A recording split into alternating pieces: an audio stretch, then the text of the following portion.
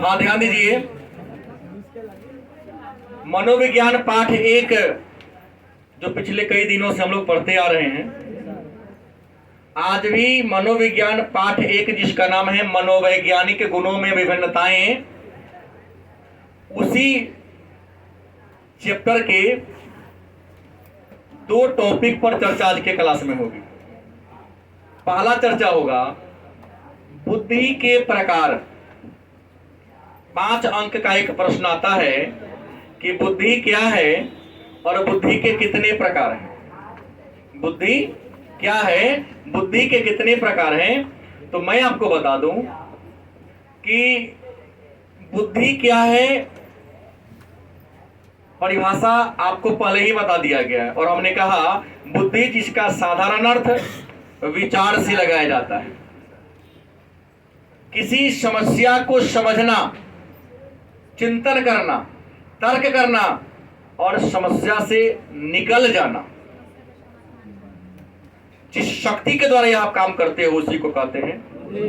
मतलब बुद्धि एक शक्ति है जिसके द्वारा आप नया परिवेश में, नया माहौल में अपने आप को ढाल लेते हैं। जब कोई समस्या आपके सामने आती है तो आप उस समस्या का समाधान कर लेते हो। इसी योग्यता को क्या कहते हैं? बुद्धि कहते हैं। कोई दिक्कत? फिर नया प्रश्न आपके मन में आएगा, सर बुद्धि के प्रकार कितने? एक मनोवैज्ञानिक थे जिनका नाम था थॉर्नडाइक। एक मनोवैज्ञानिक थे जिनका नाम क्या था? थॉर्नडाइक। ग्रेजुएशन में जाओगे तो इनके बारे में विस्तार से चर्चा करना है, जिन्होंने लर्निंग का एक नया मेथड दिया था, ट्रायल एंड एरर मेथड। शिक्षण के प्रयत्न और भूल सिद्धांत। इन्होंने बताया था कि पढ़ने के क्रम में इंसान या किसी काम को सीखने के क्रम में इंसान कई बार गलतियां करता है। प्रारंभ में गलतियां ज्यादा करता है और धीरे धीरे गलतियों की संख्या कम होती जाती है। और एक समय ऐसा आता है जब काम को करने में कोनो गलती होता ही नहीं है, अब जो कर एकदम सत्य होता है, सही होता है। गलत कि सही? जैसे छोटा सा उदाहरण, हमारे सामने जितने बच्चे बैठे हैं इसमें से बहुत ऐसे बच्चे पहली बार गांव छोड़कर शहर में आए होंगे। अभी तक अपने मम्मी या अपने बहन के हाथ के बनाया हुआ चावल रोटी खाया होगा। अचानक शहर में आया, नहीं, चावल बना तो कभी गील बन गया होगा, कभी कच्चा बन गया होगा, सब्जी कई बार तो जलिए गया होगा, कई बार सब्जी में नमक भूल गया तो कई बार ज्यादा रख दिया। रोटी बनाने के जब सीखा था कई बार हाथ जला होगा, तवा रोटी को पलटने के क्रम में कई बार तो हाथ उंगली सट गया, कभी झारखंड का नक्शा बन गया तो कभी पश्चिम बंगाल का नक्शा बन गया। लेकिन क्या कहोगे, ग्रामीण क्षेत्र में कहावत है, अपन हाथ जगन्नाथ। अपना हाथ का विस्वाद भी 5 स्टार होटल से ज्यादा बेटर है। मेहनत नहीं लगा रहता, भूखे रहते हो, क्योंकि भूखा जाते हो फिर बनाते हो फिर खा तो कैसन को बनेगा। वाह, इतना सुंदर तो होटल ताजमहल में भी नहीं मिलता होगा। गलत बोल रहा हूं? भोजन का स्वाद निर्भर करता है भूख पर। गलत कि सही? मतलब मनोविज्ञान कहता है और मैं भी कहता हूं, और इस बात को आपको मानना पड़ेगा, भोजन का स्वाद व्यक्ति की भूख और रुचि पर निर्भर करता है। जो चीज आपके रुचि का हो, अगर बेशक खराब हो बनेगा तो बड़ा मजा आ गया खाने में। जैसे हम लड़कियों की बात कर लूं, पानी पूरी कितनों खराब बना दे, भैया जबरदस्त बना के खिलाया आपने। हर दिन यहाँ लगाइएगा, हम लोग हर दिन खाने आएंगे। तारीफ भले नून भरे काहे ना हो। बच्चों में समोसा की बात है, बसिया ही काहे ना देते गरमा के। अरे फलानमा होटल में तो बढ़िया बने, समोसा बच गया, सब्जी बच गया, उसी को मिक्सी में मिला के चटनी बना देता है। क्या चटनी है? तो उबाल आलू के बनाती है क्या जी? खूब चाव से खाता ही तो परसर मांगा उसने। चटनी ये से पेट भर लेता है कितना लेगा सब। मुद्दे पर आइए, रेडी हैं आप लोग? बुद्धि के प्रकार कितने हैं? तो बुद्धि के कितने प्रकार हैं? बुद्धि के 3 प्रकार है। और बुद्धि के 3 प्रकार की व्याख्या किसने किया? थॉर्नडाइक ने किया। कौन किया? पहला है प्रत्यक्ष बुद्धि, दूसरा है अप्रत्यक्ष बुद्धि, तीसरा है सामाजिक बुद्धि। प्रत्यक्ष बुद्धि, अप्रत्यक्ष बुद्धि और सामाजिक बुद्धि। मन में एक प्रश्न होगा कि प्रत्यक्ष बुद्धि क्या है या प्रत्यक्ष बुद्धि कहते किसे? अच्छा, किसी वस्तु को देखते हैं तो कुछ नॉलेज होता है कि नहीं होता है? किसी वस्तु को देखते हैं तो कुछ ना कुछ तो ज्ञान होगा। तो किसी वस्तु को देखकर और देखने के बाद जो आपको ज्ञान होता है, जो नॉलेज होता है, उसे क्या कहते हैं? गलती कि सही? जैसे कभी आपका मोटरसाइकिल खराब हो जाए, हल्का फुल्का ढकता, देखिएगा दुकानदार अगर मोबाइल बनवाने जाओगे ना, देख लेगा कम है तो जाइए ना बाद में बनाए, आपके सामने जल्दी नहीं बनाने का प्रयास करता। मालूम है क्या है? वो सोचता है कि देखेगा तो सीख लेगा, होला काम है, और सीख लेगा तो फिर भी नहीं आना छोड़ देगा। गलत कि सही? तो नहीं, डॉक्टरी की बात छोड़ो ना, सब जगह उदाहरण लागू होता है नहीं। जैसे पानी साफ करने वाला फिल्टर बहुत लोगों के घर में है, मिस्त्री आएगा तो हाँ लगे ना सब ठीक कर देते हैं। कई बार तो फोन किया आया नहीं, एक बार बना रहा था, हम छुट्टी लेकर बैठे गए, फिर देखते हैं क्या कैसे कैसे करता है। नहीं, हम देख लिए खोलता कैसे कसता के सबसे गलत, तू आवाज चाहे अपने बार कर लेता हूँ। जितना आपको पैसा देगा नया हर बार उसका जो ट्यूब होता है वही बदल देते हैं। पानी साफ का साफ ही रहता है। टेस्ट करने का तो मशीन छोटा सा आता है, बस उससे पानी का टेस्ट कर लो क्या है टीडीएस का क्या पोजीशन। तो जब आएगा तो 300 रुपये लेगा, 250 रुपये लेगा। अपने हाथ थोड़ा सा आधा घंटा मेहनत की कम हो जाता है। लेकिन जब आता था तो सिखाता ही नहीं था, पता चला कि सर नहीं है तो आके बना के चला गया। महिला लोगों को तो दिमाग थोड़ी नहीं कि ना बना रहे हम सीख लें। नहीं, मोबाइल में देख के सीखना अलग बात है, सामने देख सीखना अलग बात है। दोनों में सामने बैठ कर सीखना ज्यादा बेटर होता है। तो किसी चीज को देखकर, किसी वस्तु को देखकर, किसी दृश्य को देखकर जो आपके अंदर ज्ञान होता है उसे हम क्या कहते हैं? जैसे एक बच्चा को देखे, तुम्हारे घर में छोटे छोटे बच्चे होंगे, बच्चा को सबसे ज्यादा अगर प्रेम होता है तो खिलौना से। आप लोग भी बचपन में खेले होंगे, लेकिन एक बात है, खिलौना नया 3 दिन रहता है ना। खिलौना से खेल लिए, ऊपर नीचा पलट के देखेगा। जैसे मोबाइल हुआ, अपने बेटा की कहानी, एक बार बहुत पहले जब छोटा था, हम उसको नहवा दी तो देखा कि मोबाइल तो बहुत दिन पहले भूल जाके बाल्टी में रख दिया। मोबाइल कहाँ था, पानी में उसको नहाने के लिए छोड़ दिए। न बच्चा नहीं, वाटर प्रूफ नहीं था, मतलब हमने तुरंत उसको निकाला, बैठ निकाल के सूखने के लिए रख दिया, फिर भी 6 महीने के बाद खराब हो गया। अब देखा जब खराब हो गया तो क्या किया, सब बच्चा तुम ही किया, मैं उदाहरण दे रहा हूं, खोला। खिलौना से बच्चा खेलता है, उसको खोलता है, खोलकर जैसा था ना हूबहू बनाने का प्रयास करता है। उससे भी सटीक उदाहरण आज बाजार में मिल रहा है, रमपम मिल रहा है, कुरकुरे मिल रहा है, होता ना बहुत प्रकार के 5 रुपए वाला लेज कुरकुरे, और उसमें कुछ टॉय होता है। एक महंगा वाला आता है 40-45 रुपया में टॉफी किंडर जो है, तो उसमें अलग अलग प्रकार के कुछ रख देता है। तो बच्चा जोड़ेगा के ना, तो उसमें जोड़ने का एक दे दिया कागज कि कौन चीज केना केना जोड़ेगा, उसको देख के कागज जोड़ देता है।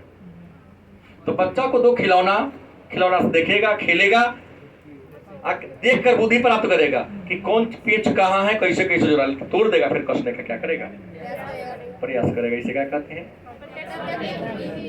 अप्रत्यक्ष। वस्तु को देख नहीं रहे हैं, लेकिन बिना देखे उसका प्रतीक को देखकर हम कहते हैं कि वही चीज होगा। जैसे भूगोल के छात्र हैं, भूगोल में मानचित्र जब पढ़ाया गया होगा तब कच्ची सड़क का चित्र अलग था, पक्की सड़क का चित्र अलग था, मंदिर का फोटो अलग था, मस्जिद का फोटो अलग था, चर्च का फोटो अलग था, तालाब का अलग था, नदी का अलग था, नहर का अलग था। चित्र के माध्यम से आपको सिखाया गया होगा। गलत कि सही? नहीं सीखा है कोनो, जबरदस्ती बोला सही, लेकिन सही बात ऐसा है। तो आप किताब को पढ़ते हैं, किसी प्रतीक को देखते हैं और प्रतीक को देखकर समझ लेते हैं कि फलाना चीज है। जैसे एक खंभा के ऊपर क्रॉस हड्डी है तो बिजली का झटका होगा। रोड पर जा रहे हैं और रोड के बगल में एगो लगा हुआ है बैनर, ऊपर आदमी को सुतैले है तो रोड सीधा होगा। तीर है तो क्या होगा? सीधा होगा। और कहीं रोड पर ऐसा तिरछा तीर बना दिया तो घुमाऊ है। गलती की सही? रोड पर चल रहे हैं, गाड़ी चला रहे हैं, व्हाइट और ब्लैक का कट किया हुआ है तो बोलते वो जेवरा क्रॉस है, मतलब वहां गाड़ी को स्लो करना है, हो सकता है रोड आदमी वहां पास करने वाला। तो प्रतीक चिन्ह को, प्रतीक को देखकर, किसी चिन्ह को देखकर जो आप ज्ञान प्राप्त करते हैं उसे क्या कहते हैं? सामाजिक बुद्धि। मनुष्य समाज में रहता है और समाज में रहकर समाज के मान्यताओं को, समाज के परंपराओं को, समाज के रीति रिवाज को सीखता है। गलती बोल रहा हूं? क्या सीखे है समाज में? कि जब कोई बड़ा आए उसका अभिवादन करना है, आदर करना है, बिना कहे एक गिलास पानी उनको देना है, पिलाना है। हाँ ठीक है, आएंगे तो बैठाएंगे, उनको पानी पिलाएंगे, उनसे हाल चाल पूछेंगे। अगर पिताजी है तो पिताजी बताएंगे, अगर पिताजी ना रहे तुम्हारा फर्ज बनता है सब चीज कर रहे हैं तो अंकल जी पिताजी थोड़ा देर से आएंगे, तब तक आप बैठिए ना, विश्राम कीजिए। फिर कहेंगे कि नहीं हमको जाना है तो कोई बात नहीं है। लेकिन आते हैं तो सिख समाज में सिखाया गया है कि बड़ों का सम्मान करना है, आदर करना है, सबसे मिलजुल कर रहना है। तो समाज में रहते हैं और समाज में रहने की जो बुद्धि है उस बुद्धि को क्या कहते हैं? हम जो बोला हूँ ऐसा करेंगे तो समाज में आपका इज्जत प्रतिष्ठा बढ़ेगा। अगर उल्टा करोगे तो लोग कहेगा ये पढ़ के बैल हो गए, हटा कर कोनो कामे लायक चीज नहीं है। अब है तो बुद्धि के सिद्धांत कितने हैं? देखो बुद्धि के अनेक सारे सिद्धांत है, बुद्धि के अनेक सारे सिद्धांत है। लेकिन आप 12वीं कक्षा के छात्र हैं, 12वीं कक्षा के पाठ्य पुस्तक में बुद्धि के 6 सिद्धांतों का चर्चा किया है। कितने? 6 से ज्यादा सिद्धांत है बुद्धि के, लेकिन आपके पाठ्य पुस्तक में बुद्धि के 6 सिद्धांतों का उल्लेख है। पहला कौन है? एक तत्व सिद्धांत। बुद्धि के प्रकार को समझ लिए। अब है कि बुद्धि के सिद्धांत कितने? तो बुद्धि का कई सिद्धांत है। इसमें पहला सिद्धांत है बुद्धि का एक तत्व सिद्धांत। बुद्धि का और बुद्धि के एक तत्व सिद्धांत का प्रतिपादन या बुद्धि के तो एक तत्व सिद्धांत का निर्माण बीने, टर्मन और स्टर्न नामक मनोवैज्ञानिक ने किया है। बीने, टर्मन और स्टर्न नामक मनोवैज्ञानिक ने बुद्धि के एक तत्व सिद्धांत का निर्माण किया। कोई दिक्कत? लेकिन एक बात और जान लो कि बुद्धि पर शोध करने वाले, बुद्धि पर काम करने वाले अगर कोई पहला मनोवैज्ञानिक थे तो उनका नाम था अल्फ्रेड बीने। बुद्धि पर काम करने वाले पहला मनोवैज्ञानिक कौन थे? अल्फ्रेड बीने। और अल्फ्रेड बीने ने बुद्धि के किस सिद्धांत का निर्माण किया? और अल्फ्रेड बीने का कहना था, उनका मानना है कि बुद्धि में कितनी योग्यता है? एक। बुद्धि में कितनी योग्यता है? एक ही योग्यता है बुद्धि में। और वह एक ही योग्यता ऐसी है जो अखंड है, जिसको तोड़ा नहीं जा सकता है, अविभाज्य है, जिसको बांटा। बुद्धि में कितने तत्व हैं? और उस एक तत्व के कारण मैं हूं, आप हैं, तुम हो। हम सब में विभिन्नता है, अलगाव है कुछ ना कुछ, तो उसी एक तत्व के कारण। और एक तत्व कौन है? बुद्धि। क्या सबकी बुद्धि समान है? अरे हाथ की 5 उंगलियां तो समान ही नहीं। एक माता पिता के 5 बच्चे, 5 का रंग रूप आकार प्रकार बराबर तो ही नहीं है, तो फिर बुद्धि बराबर क्यों ना होगा? बराबर है तो समानता ही आ जाएगी। और हमने पिछले क्लास में कहा था कि प्रकृति ने विविधता इसलिए बनाया था कि प्रकृति का आकर्षण बना रहे। ठीक, पियर टी शर्ट, पियर फुल पैंट, आ पियर का से बाल लग माले छी, पियर का चश्मा पहना दे छी, पियर जूता पहना दे छी, चोकरे लगेगा नाच के, आ सबको पहना देगा तो और खूबसूरत लगेगा। लेकिन कंट्रास्ट पीला टी शर्ट है तो ब्लू जींस पहन लिया, आ ऊपर व्हाइट टोपी पहन ले तो और आकर्षण हो जाएगा। मतलब अलग अलग रंग रहेगा तो आकर्षण बढ़ेगा, एक ही रंग होगा तो जोकर लगेगा, देखने में खूबसूरत नहीं लगेगा। तो प्रकृति ने विविधता इसलिए बनाया ताकि आकर्षण बनी रहे। तो प्रश्न है, बुद्धि के एक तत्व सिद्धांत जिसका प्रतिपादन बीने, टर्मन और स्टर्न ने किया, और इन्होंने स्पष्ट कहा, स्पष्ट लिखा कि बुद्धि में कितने तत्व हैं, और एक ही तत्व के कारण किशन चंदन से अलग है, चंदन किशन से अलग है। तू राजू है, चंदन, अच्छा चंदन दूगो चंदन एक जगह बैठ गया। करिया का टी शर्ट वाला चंदन और पीला का टी शर्ट वाला चंदन, दोनों में अंतर है। ये किसके कारण? बुद्धि के तत्व के कारण। गलत सही? कुछ ना कुछ अलग जरूर है, तो दोनों इंसान है, लेकिन बुद्धि में थोड़ा सा डिफरेंस है। ओ हमारा से सुंदर क्लास में है कौन? तो हमारा देखा टिकला रहा है, 4 को बत्ती गिर रहा है। अरे कपड़ा ठोका हुआ है, बत्ती कितना गिराएगा? जो कमजोर छात्र है आप सामने बैठे, होशियार तो कहों से समझ लेगा, नहीं तो बगल में रिक्वेस्ट करो, भैया बैठाओ थे, काम कमजोर है, बैठा लेगा। क्या जी, आग्रह करने पर तो कौन कर लेता है काम है? बुद्धि का दूसरा सिद्धांत है, नाम है द्वितत्व सिद्धांत। बुद्धि का दूसरा सिद्धांत कौन है? द्वितत्व सिद्धांत। और द्वितत्व सिद्धांत का प्रतिपादन 1927 ईस्वी में चार्ल्स स्पीयरमैन ने किया था। कौन किया? Charles Spearman. दोहराना है प्रश्न को, बुद्धि के द्वितत्व सिद्धांत का प्रतिपादन किसने किया? चार्ल्स स्पीयरमैन ने किया। कब किया? 1900। और चार्ल्स स्पीयरमैन ने कहा कि बुद्धि में कितने तत्व हैं? कितने तत्व हैं? 2 तत्व हैं। और बीने ने कहा 1 तत्व है, लेकिन स्पीयरमैन ने कहा बुद्धि में कितने तत्व हैं? 2 तत्व हैं। नाम क्या है दोनों का? एक का नाम है सा बुद्धि, दूसरे का नाम है वी बुद्धि। हम लोग सर सा बुद्धि मतलब सामान्य बुद्धि, वी बुद्धि मतलब विशिष्ट बुद्धि। स्पीयरमैन के अनुसार बुद्धि के कितने तत्व हैं? 2, एक सामान्य बुद्धि, एक विशिष्ट बुद्धि। सामान्य बुद्धि को हमने कहा लिख दिया सा बुद्धि, अंग्रेजी में जी फैक्टर, जनरल फैक्टर। विशिष्ट बुद्धि को वी बुद्धि लिख दिया, स्पेसिफिक फैक्टर।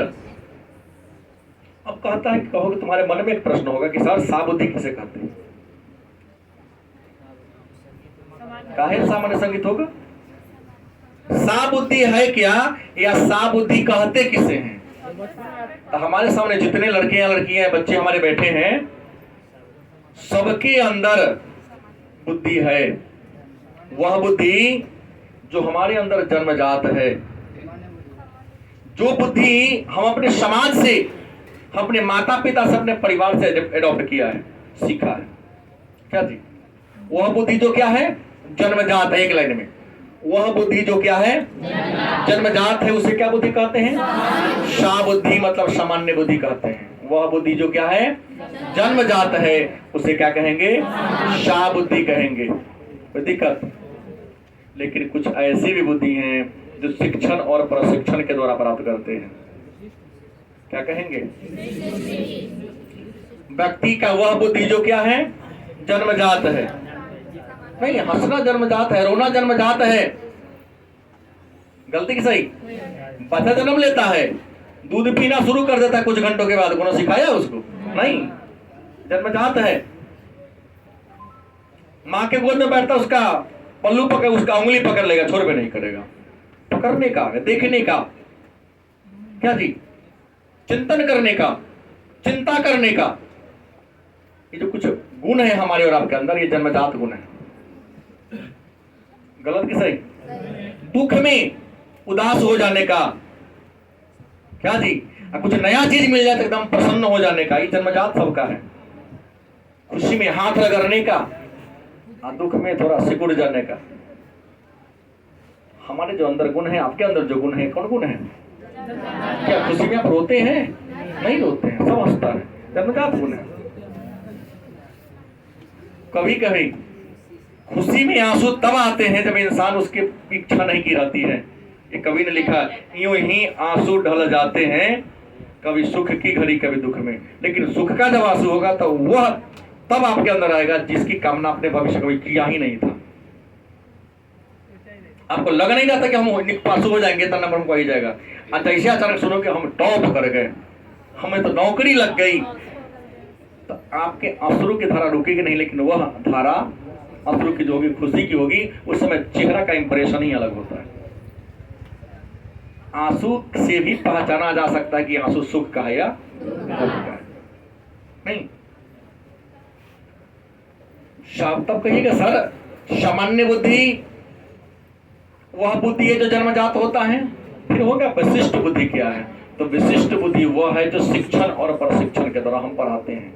आप कहीं घूमने जाते हैं, आप किसी को देखते हैं, फिर सीखते हैं क्या जी? तो शिक्षण प्रशिक्षण के द्वारा जिस बुद्धि को हम एडॉप्ट किए हैं, प्राप्त किए हैं, उसे हम कहेंगे विशिष्ट बुद्धि। और याद रखिएगा हर इंसान में 90% बुद्धि सामान्य होता है, 10% विशिष्ट होता है। लेकिन जो साइंटिस्ट होता है, वैज्ञानिक होता है, उसमें सामान्य बुद्धि और विशिष्ट बुद्धि का अनुपात एक अनुपात है। जिसके अंदर विशिष्ट बुद्धि ज्यादा होगा, नहीं उठने बैठने, खाने पीने, सोने जगने, हंसने खेलने का बुद्धि सबके अंदर है, लेकिन हम जो पढ़ा रहे हैं उसको समझ के अपना तरीका से व्याख्या कर देना, ये बुद्धि अलग हो गया। ये हो गया विशिष्टता की पहचान। गलती की सही? तीसरा है खंड समूह सिद्धांत। बुद्धि का तीसरा सिद्धांत कौन है?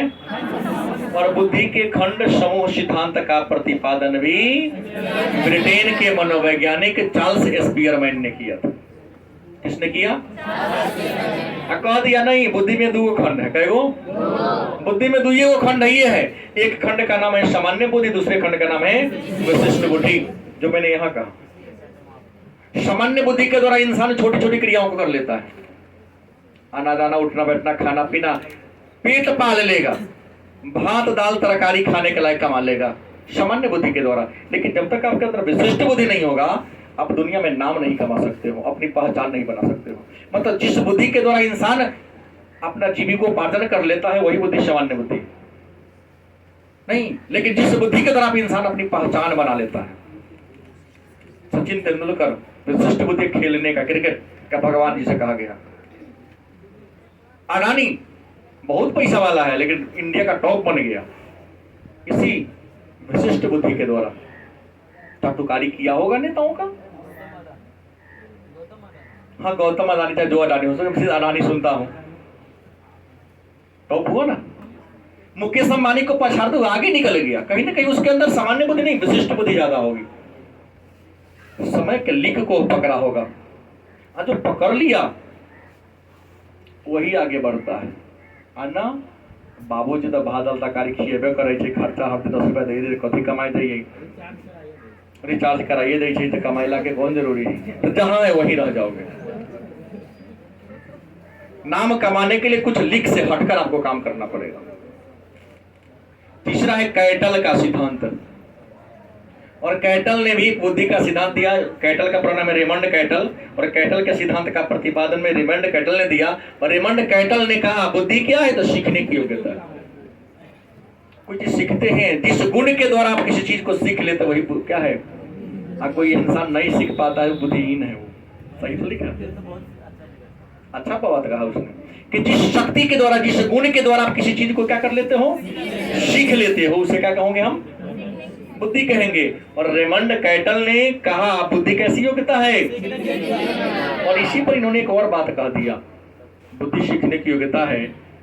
यहां पर इन्होंने सिद्धांत प्रतिपादित किया, व्याख्या किया कि छोटे प्रश्नों को हम जल्दी याद कर लेते हैं, या यूं कहा कि जो विषय हमें जल्दी याद हो जाता है उसको हम जल्दी भूल जाते हैं, और जो विषय हमको देर से याद होता है उसको हम देर से भूलते हैं।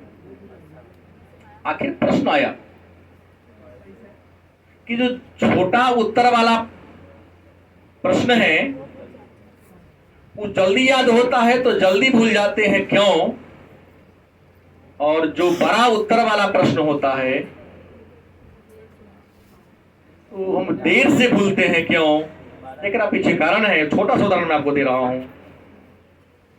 आप कभी कुआं पर पानी भरे हो? भरे हैं? अच्छा, कुआं पर पानी भरने गए होंगे तो कुआं के अगल बगल में चबूतरा रहता चारों तरफ से। आप पानी भरने जाते हैं तो अपने डोल को माने बाल्टी को या अपने घड़ा को या अपने हंडी को माने तसला को कुआं के चबूतरा पर रखते हो। आप फिर बाल्टी में रस्सी को बांधकर कुआं में गिराते हो, फिर रस्सी को खींचते हो। तो जिस जगह पर बार बार रस्सी नीचे गिरता है, रस्सी ऊपर आता है, तो रस्सी पत्थर को फिर चिन्ह बना देता है। और मिट्टी का घड़ा भी पत्थर के चबूतरा पर हम जहां रखे वहां पर चिन्ह बन जाता, गड्ढा बन जाता है। एक दिन रखने पर गड्ढा बनेगा? 2 दिन रखने पर बनेगा? नहीं, लेकिन 10 बार रखने पर, 20 बार रखने पर जरूर गड्ढा बन जाएगा। जिसको मिटाना संभव है? नहीं संभव है। सेम कंडीशन हो जाता है। जो छोटा का उत्तर वाला प्रश्न होता है, भारत के राष्ट्रपति श्री रामनाथ कोविंद, भारत के राष्ट्रपति श्री रामनाथ कोविंद, रट ली, हो गया। सर जी यार सुनिए, लेकिन जिस प्रश्न का, क्योंकि हमने रखवा लिया, दिमाग में कोई चिन्ह ही नहीं बना, लेकिन जिस प्रश्न का उत्तर 10 लाइन का हो, 20 लाइन का हो, और 20 लाइन वाला प्रश्न याद करना हो तो कम से कम 20 बार पढ़ोगे तब याद होगा वो। मैं ऐसे ही बोला हूं, आप 5 बार पढ़ के भी याद कर सकते हो, लेकिन मेरा जहां तक मानना है कि जिस प्रश्न का उत्तर 20 लाइन वाला हो तो उसको 15-16 बार दोहराओगे बार बार ईमान से। बच्चे घंटा पर पढ़ते हैं। सर कितना? पापा जी बोले कितना? सर पापा जी 100 बजे से पढ़ लियो। हम 6 बजे से न पढ़ रहे थे। 6 से 8 बजे पढ़ने में 1 घंटा में 60 मिनट होता है, 1 मिनट में 60 सेकंड होता है। क्या आपने 24 सेकंड का सदुपयोग किया? ऊपर आई होता है ना। हमने 60 मिनट पढ़ा। किताब लेके बैठ गए तो पढ़ाई छे कि तकई छे कि शब्द की नहीं छे के जाने थी कि किताब के अक्षर में किसी कोई और सीन तुमको दिखाई दे रहा है क्या? तो प्रश्न है कि बड़े उत्तर वाले प्रश्न हमको देर तक याद रहते हैं, क्योंकि उसको याद करने के लिए कई बार दोहराते हैं, उसको बार बार दोहराते हैं, और बार बार दोहराते हमारे मस्तिष्क पर एक चिन्ह बन जाता है। क्या बन जाता है? उसको स्मृति चिन्ह कहते हैं। जैसे मैं हर प्रतिदिन चंदन करता हूँ, मैं अभी चेहरा को धो के आ रहा हूँ, दिखाऊंगा जहां चंदन मैं हर दिन करता हूँ चिन्ह बन गया, व्हाइट कलर डाउन हो गया होगा। अन्य स्किन के बदले में यहाँ का जो मेरा स्किन होगा वहां का रंग थोड़ा अलग होगा, व्हाइट या जो भी अलग हो गया होगा। आप लोग भी शॉर्ट पैंट पहने हो, हम भी शॉर्ट पहनते हैं, लेकिन अंदर गंजी पहना हो, बनियाइन। अगर खोलूं तो जितना दूर में बनियाइन है ना, वहां देखिएगा कुछ लोगों का जहां बनियाइन का चिन्ह नहीं है वहां पर थोड़ा ब्लैक होगा, जहां पर है वहां पर थोड़ा सा व्हाइट होगा, चिन्ह बन जाता है। गलत उल्टा बात है? सही बोला हो ना? सही बोला। तो प्रश्न क्या है? तो वही बड़े प्रश्न को बार बार पढ़ना पड़ता है, दोहराना पड़ता है, तो चिन्ह बन गया, स्मृति चिन्ह बन गया, जो मिटाना संभव। जैसे कुआं के चबूतरा पर का हम गड्ढा नहीं मिटा सकते हैं, पत्थर पर जो चिन्ह बन गया रस्सी को उसको मिटा नहीं सकते हैं, क्योंकि बार बार अगर आया है। तो बड़े प्रश्न को पढ़ने के लिए बार बार करना पड़ता है, याद करना पड़ता है, लंबा याद रहता है। छोटे का एक बार में ना वो हो गया सोनपाती, लेकिन रमदाना का मिठाई बिना दांत वाला खाई वाला हो गया, नहीं तो हवा मिठाई मुंह में रखा गल गया। अरे रोटी मकई की रोटी खा के देखो, मरुआ की रोटी खा के तो एक बार टाइट हो गया तो शाम तक चावल का रहेगा, शाम तक बजरा क्यों कथी बोला? बजरा तो तंदूरी रोटी कथी कोई थी? मैदा कोई थी? तंदूरी रोटी तो बजरे का ना होता है जी। बहुतत्व सिद्धांत थर्स्टर्न नामक मनोवैज्ञानिक ने बुद्धि के बहुतत्व सिद्धांत का निर्माण किया, और इन्होंने स्पष्ट कहा कि बुद्धि में 1-2 नहीं बल्कि अनेक सारी योग्यताएं हैं। और थर्स्टर्न के अनुसार बुद्धि में कितने तत्व हैं? और 8 तत्वों को मिलकर बुद्धि का निर्माण हुआ है, और सभी तत्व अपने अपने क्षेत्र में स्वतंत्र हैं, और 8 तत्व किसी एक में नहीं मिलता है। गलती सही? उनमें 2 को होगा, अपने अंदर 3 को होगा, 4 को होगा, लेकिन 8 का 8। तो बुद्धि के बहुतत्व सिद्धांत कौन दिया? और थर्स्टर्न के अनुसार बुद्धि में अनेक तत्व होते हैं, लेकिन यदि गिन लिया जाए तो इसकी संख्या कितनी होगी? 8 होगी। और आज का अंतिम जो छठा बुद्धि का सिद्धांत है, बहुबुद्धि सिद्धांत। और बहुबुद्धि सिद्धांत का प्रतिपादन निर्माण हावर्ड गार्डनर ने किया था। किसने किया? हावर्ड गार्डनर ने किया। और हावर्ड गार्डनर ने किया, इन्होंने कहा कि बुद्धि अनेक सारी योग्यताओं का समुच्चय है। बुद्धि क्या है? अनेक सारी योग्यताओं का समुच्चय है। जैसे कोई चित्रकार होगा, कोई कलाकार होगा, कोई मूर्तिकार होगा, कोई डांसर होगा, कोई खिलाड़ी होगा, खिलाड़ी में कोई फुटबॉलर होगा, कोई क्रिकेटर होगा, अलग अलग योग्यता सब में। क्रिकेटर का भी डांसर नहीं हो सकता है, क्रिकेटर का भी फुटबॉलर नहीं हो सकता, बैट्समैन तो बॉलर होता ही नहीं है बढ़िया। अब बाद में एक अलग चीज है। तो हावर्ड गार्डनर ने ऑलराउंडर भी अगर कोई होता है ना, तो दोनों में से कोई एक ज्यादा उसमें होगा।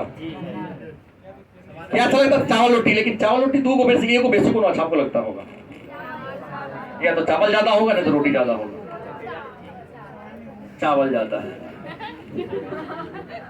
बहुबुद्धि सिद्धांत हावर्ड गार्डनर ने दिया, और हावर्ड गार्डनर ने कहा कि बुद्धि में अनेक सारी योग्यताएं हैं। और अनेक योग्यता कौन कौन है? भाषागत योग्यता। और याद रखिएगा, कहा कि जो व्यक्ति, जिस व्यक्ति की भाषा स्पष्ट होती है, भाषा कुशल होती है, और निश्चित तौर पर बुद्धिमान होता है, क्योंकि अपनी बातों को बड़ी आसानी से किसी के सामने क्या कर देता है? रख देता है, पहुंचा देता है। दूसरा, तार्किक गणितीय। कुछ ऐसे लोग होते हैं जो तर्क करने की क्षमता ज्यादा होगी, और जो ना इंसान में तर्क करने की क्षमता ज्यादा होगी, वह गणित के अच्छा छात्र होगा या गणित का अच्छा टीचर होगा। क्योंकि गणित और फिजिक्स ऐसा जो, और ज्योग्राफी ऐसा जो तर्क जितना करोगे उतना ज्यादा तुम्हारा डेवलपमेंट होगा। बेसिक समाज में रहते हैं, सामाजिक परंपराओं का निर्वाह करने की जो बुद्धि होगी, सामाजिक मान्यताओं के अनुसार जो करने की बुद्धि होगी, उसको कहेंगे बेसिक बुद्धि। संगीत परक, संगीत में जिसको रुचि होगी, चाहे वो गायक हो, लेखक हो, डांसर हो, उसको हम संगीत परक बुद्धि कहेंगे। शारीरिक गति संवेदी बुद्धि। शारीरिक गति संवेदी बुद्धि जो शरीर के गति के अनुसार अपनी एक्टिविटी को करता है, जैसे दौड़ना, जिम्नास्ट, मुक्केबाज, साइकिल करने वाला, तैरने वाला, शरीर के गति वाला भी बुद्धि होता है। याद रखिएगा, सब में बुद्धि अलग अलग होता है। क्योंकि जो खिलाड़ी होगा वो पढ़ाई में मन लगवे नहीं करेगा। जो संगीतकार होगा, देखो एक पेंटर होता है, दीवार पर बड़ा सुंदर पेंट कर देता है, वो सुंदर गोल गोल अक्षर लिख दे, लेकिन कॉपी में अक्षर हाँ सबसे बेकार। हमने कभी किसी पेंटर को कॉपी में सुंदर अक्षर नहीं लिखते देखा। हमने उनसे प्रश्न किया कि श्रीमान ऐसा क्यों? हाँ, तो कहा कि सरस्वती का वरदान है कि कॉपी पर अक्षर अमर निमन, आप पेंट पर तो देखते ही देखते बनता है। दीवार पर इतना सुंदर लिख देगा कि लगेगा कि उकार मतलब साफ उतार दिया है। अंतर्व्यक्तिक, दूसरे की भावनाओं को समझने की जो क्षमता आपके अंदर होती है, समझने वाली जो बुद्धि, उसको अंतर्व्यक्तिक बुद्धि करते हैं। कुछ लोग होते हैं कि तुम्हारे मन में क्या चल रहा है, कुछ देर बात करेगा, समझ लेगा, तो उसको कहेंगे अंतर्व्यक्तिक बुद्धि वाला। अंतर्व्यक्तिक जो अपनी भावनाओं को, इनमें तो बहुत 90% लेके आए जैसे नफ इन्हें बुझावे ना करे चंदन, अपना अंदर के भावना को परख ही नहीं पाता है। लेकिन जो परख लेगा उसको अंतर्व्यक्तिक, जो व्यक्ति अपने अंदर की भावनाओं को समझ लेगा, दुनिया में जो चाहेगा वो कर लेगा, क्योंकि अपनी कमी को जान रहा है, अपने अच्छाई और बुराई को समझ रहा है। लेकिन आधा के 90% तो जानवे नहीं करता है। डॉक्टर कह जाएगा मन कर कहेला तो न बुझाइए, रुआए रुआए के मन करे, हंसाए कि लोग कहला रुआए के मन कर जो कहे नहीं करेगा। रुआने का मन क्यों करता है भाई? तुम अपने अंदर की भावना को नहीं रख पाओगे तो हम कहां से कह पाएंगे? डॉक्टर को ना भगवान तो नहीं कि देह पर हाथ फेरेगा, अच्छा फलाना हो गया तुम्हारे अंदर तो ठीक हो जाएगा। कुछ ना कुछ तो बात कहना पड़ेगा उसको कि अमुक अमुक अमुक प्रकार की हरकत हमारे बॉडी में होता है, उसके अनुसार वो ट्रीटमेंट करना शुरू करेगा, टेस्ट कराना शुरू करेगा। और है प्रकृतिवादी, जिसको पर्यावरण से लगाव होता है। सबको पर्यावरण से तो नहीं होता, लेकिन कुछ को हो जाता है। जिसको पर्यावरण के प्रति प्रेम हो, पर्यावरण के प्रति लगाव हो, तो उसको हम पर्यावरणीय बुद्धि के नाम से।